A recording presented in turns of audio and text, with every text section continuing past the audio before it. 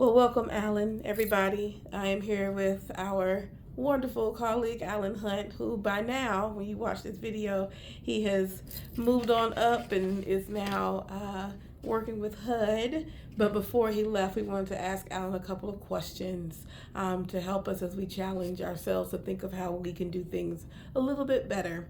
So, with that, we'll jump right in. Alan, our first question is, what do you believe are the markers for sound fair housing investigation? Well, that's a great question. So, the most important thing I can do as an investigator or encourage others to do is to be neutral. It is probably the hardest thing you can ask somebody to do is to approach a topic from a neutrality, from an unbiased space. We're always going to approach it from some element of bias is going to reach into what we do. But I would say that taking proactive steps, which is something I do when I approach issues that may or may not jive with my own personal view of the world, I try to systematically always tell myself that, every human has value, every belief has some sort of value that I can identify, and so if I can approach it from that space, I can be an effective advocate for the community in the investigation process. Wonderful. With that in mind, how then you further move through the process and define an adequate resolution? Oh, so for me, an adequate resolution really starts with evaluating, what is the harm or potential harm that's been experienced, because it's unique to everyone, especially with things like what we would call invisible damages or emotional damages, the lived experience of the person who's experienced harm or some type of deprivation. That is extraordinarily difficult to evaluate. So the goal there is to give them a voice in the process, but also the other parties, the respondent parties, the housing provider or whomever it is, because it's not always just the housing provider, to have them have a say in the process, not just be responding to a request. To me, that's when it becomes appropriate, because it elevates the business practice, it promotes justice in the community, but it also provides some kind of mechanism of wholeness and healing for the individual who's been harmed or individuals. Wonderful. What do you think others should also consider when they're seeking resolution? So others seeking resolution. So either other professionals or even Okay. just even the people who might be coming in with a complaint, right? Because again, Sure. like you mentioned, we have multiple people at play. So what do you think others should be also keep in consideration? So, I mean, from a professional space, not only are we trying to balance the expectations of the parties, somebody making a demand or request, somebody responding to requests, often on some level it's going to be involuntary. It is a voluntary process. Conciliation is a voluntary process. It's obviously something that we try to do to alleviate pressure on the courts, also to alleviate the cost and expense and time of parties. So for the investigative professional, I think the goal is to not be anxious, honestly, not be anxious to just seek an immediate solution that sort of moves it off your desk. I think the most important consideration is saying, am I willing to stand up for what's appropriate, for what seems to be right? And that seems to be right is a flexible standard. It's a human reasonableness standard. So you kind of approach it as much as possible, from in my book, from a care and patience. I think it's a good axiom to employ. Wonderful. So with this care and patience, we're going to bring up a big word, which is intersectionality. All right. And so it typically becomes a core concept when you're talking about evaluating fair housing, especially for protected classes. What do you think has been a key lesson that you've learned about this concept as it relates to the work that you have done?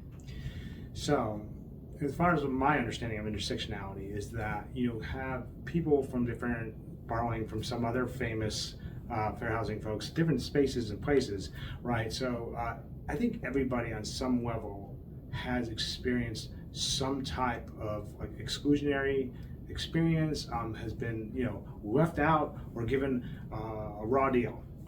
Just putting that out there, and so it's in that shared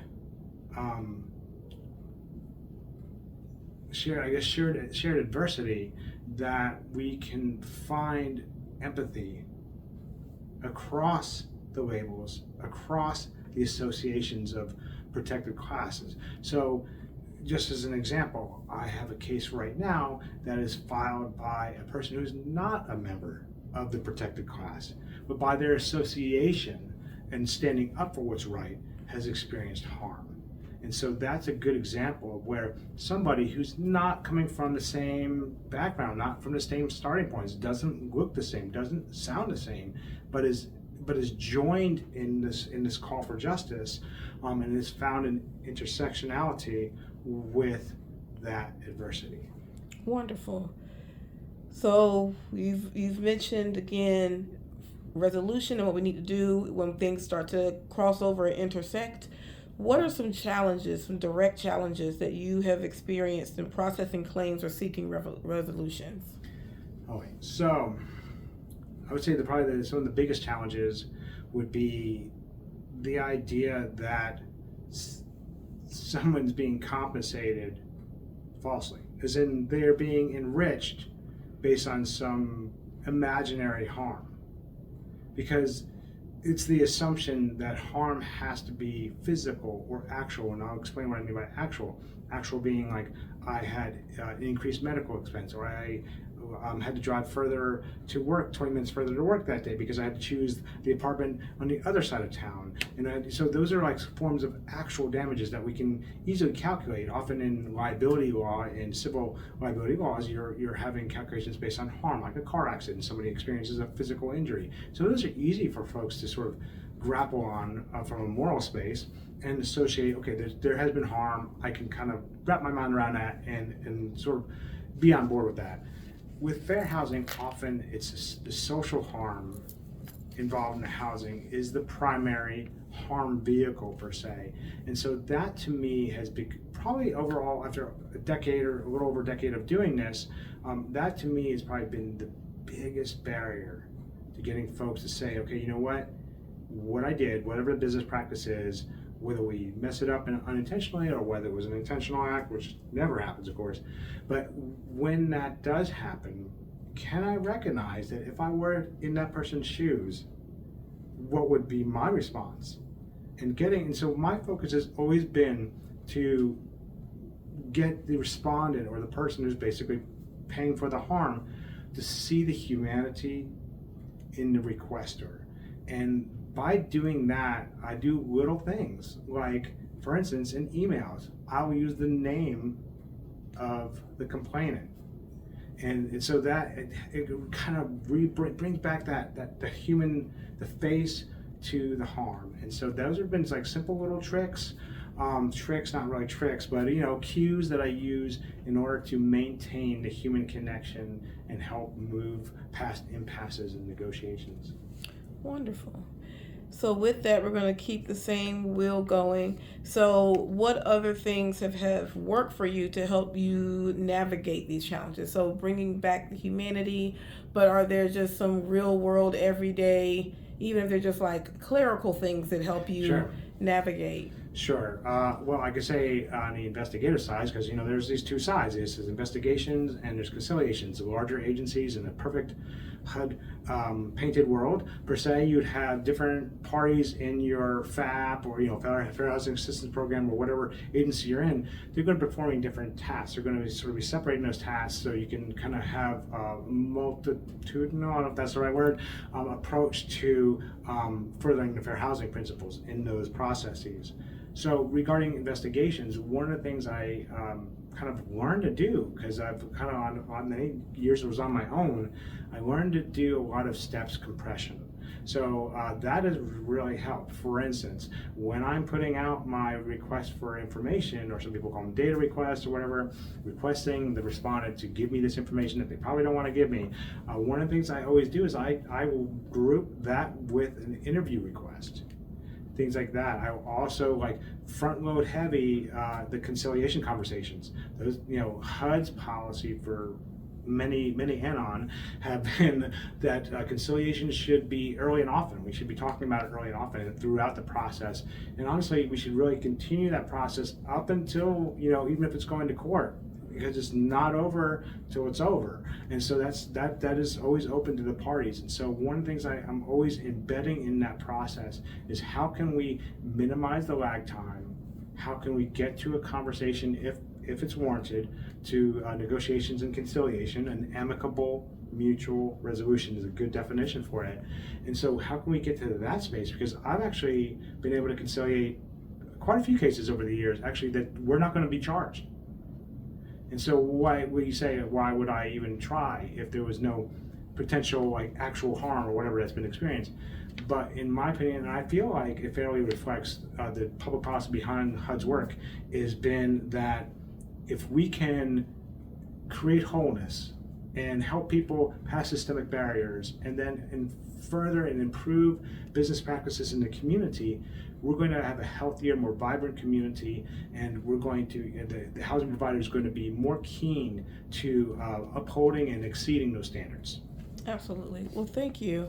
So we're going to narrow down to the end here. So with that, what additional advice, or maybe just reiterating, that you would share with someone who is new to fair housing investigation and community support? So I would say one of the biggest things one can do is to be an active listener. Now that sounds like very cliche. Reflective listening, we've all heard it. We've all sat in a circle at one point and somebody had a talking stick. That's all great. However, what I'm really talking about is active listening and active direction.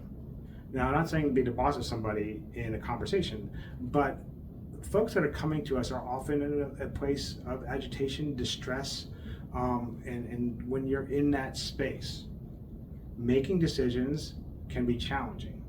Understanding even baseline sort of exchanges, like regular social exchanges, can be stressed. So when I'm engaging with somebody in a highly stressed state, and I do have to admit I do have a mental health background, so that is kind of like where I'm bringing some of that therapeutic behavior into my practice. But one of the reason why I do this is that I get to a place, I think, with an individual, and I say, okay, I want to listen well, I want to like be able to reflect back, but then I also want to be able to give them some positive direction.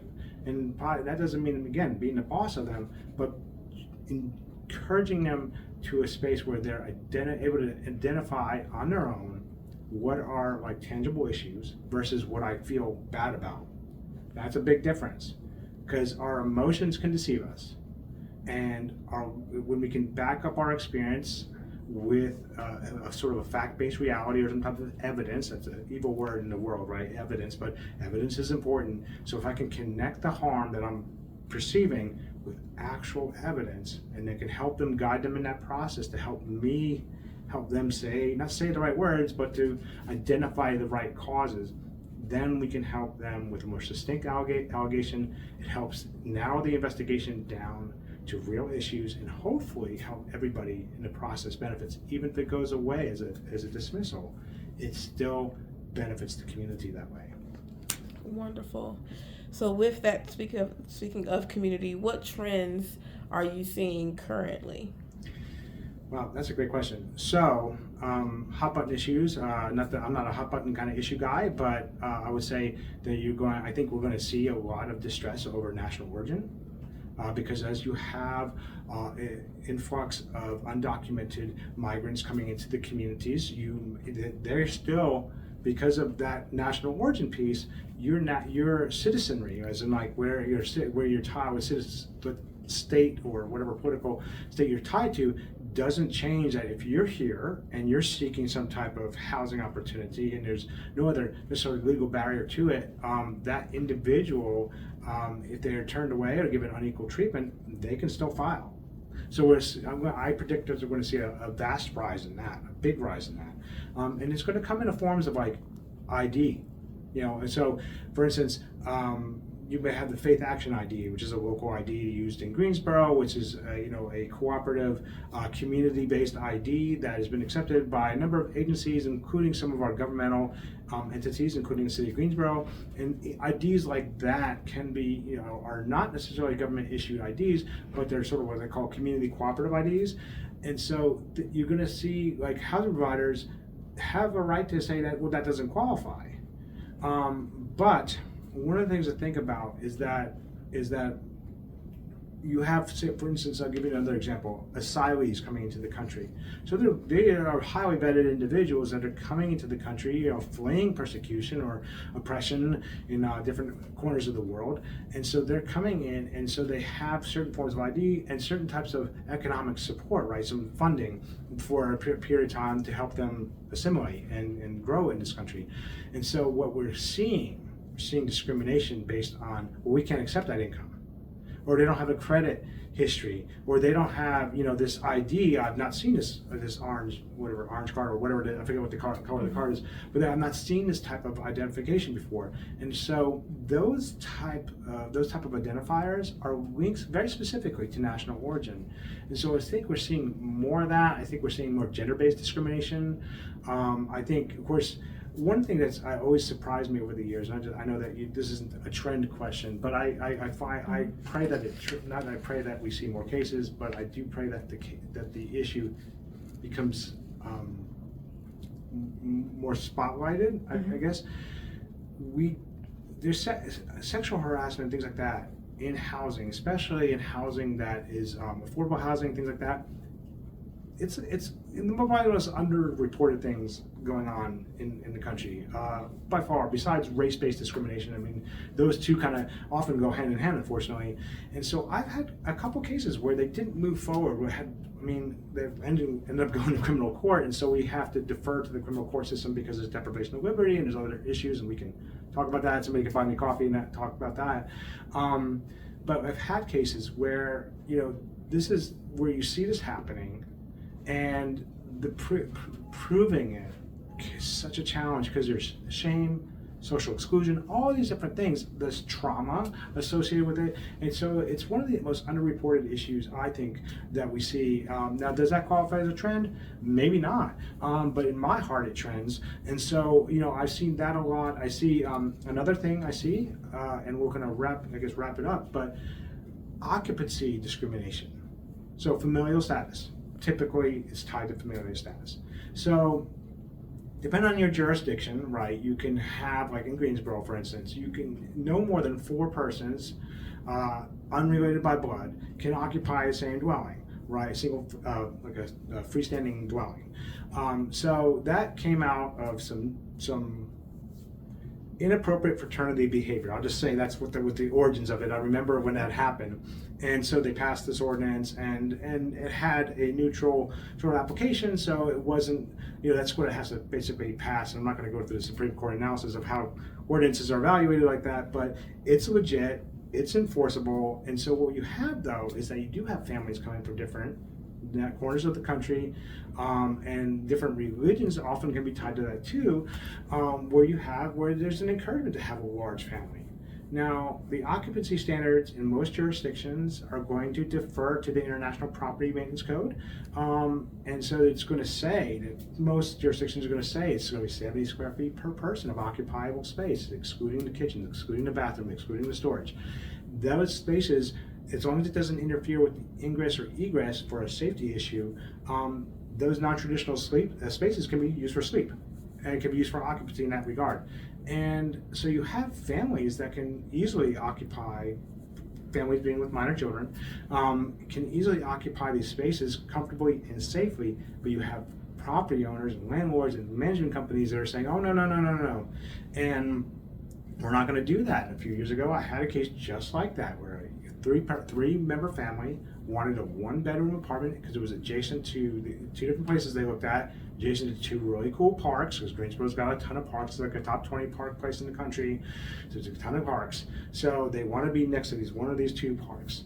And so they were told, no, you have to have a 2-bedroom because you got 3 people. That ended up being a $50,000 conversation. So what I see that, unfortunately, continuing, and I've had some recent cases on that, it's not in your face, it's also very unreported. And I cannot tell you how many times I've had people go who are unfortunately not able to file now because it's beyond the time period, but how many times they've experienced that, how many families I've heard of being sort of selectively guided elsewhere. And that's so important. And so that's kind of where I'm seeing it at. I mean, I could talk about other things that are sort of sort of sub-trends, but to me, you still got race-based issues, you still have exclusionary practices. I would say the other thing that's the hot topic right now, but it is a huge, I think it's a big Pandora's box. I don't know if that's the right way to phrase it, but basically I think we're going to get a lot of education out of it, which is appraisal discrimination in the purchasing and selling of homes.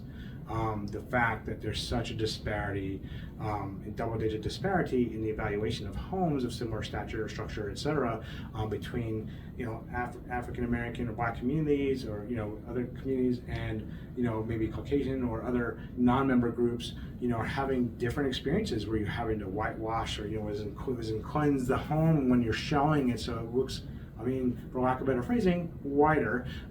That's problematic. And obviously I look like one of those, if you didn't know, I am Caucasian, but, sometimes people say, well, how can you speak to that? Well, again, to me, the spirit of fair housing is not whether necessarily are you part of this affinity group, but are you part of this movement of caring and humanity? And so to me, I think we need to really focus on those cyclical, keep you within the historic borders of the other side of the tracks, or whatever it is, or Lumberton is a good example of that, different areas where folks are literally drawing lines with railroad tracks and other mechanisms to keep everybody from the same sharing a dream. So with that sharing of a dream, what do you believe is the best way to maintain hope for those that have been impacted by housing challenges? Wow, that's a great question. How do we keep hope? I'd say hope starts, with families. I know that sounds like a very cliche, but to me, family and the family that you find, that's the strength. I don't think humans are standalone creatures. I know that we all want to think we're this island, impenetrable fortress of emotional solitude, but I don't think that is where we're going to be successful. So I think it is about joining together. Every major social movement that has had any impact, and at least in the United States and in Europe and other areas of the world, if you kind of look at it, it's interesting, is that where does it start? It starts with the people. Every single movement, from the Boxer Rebellion to the Civil Rights Movement to women's suffrage, they are all part of that. And I've had relatives in my family history who were early people part of some of those movements, and so I look at it as that's where it starts. It doesn't start from it's obviously easier in some level, I would think, that as I'm a person with a disability, we've talked about that, and it's easy for me to be gung-ho on disability cases, and I have to admit I have to always check myself, right? And because I can be extraordinary passionate about that, but I think the leap here is to say, okay, you know what? Regardless of my shared experience, I'm coming together, forming the family, whether it's by blood or by opportunity, and that's how we find hope, I think. Wonderful. Well, Mr. Hunt, we will miss you. Your work has been so impactful for the city of Greensboro, and so we will be rooting for you across town as you carry it on to a bigger level, working with HUD. So thank you for your answers today, and we know that it will just simply help further the conversation on how we power forward with fair housing and landlord-tenant dispute across the state. So thank you very much. Thank you.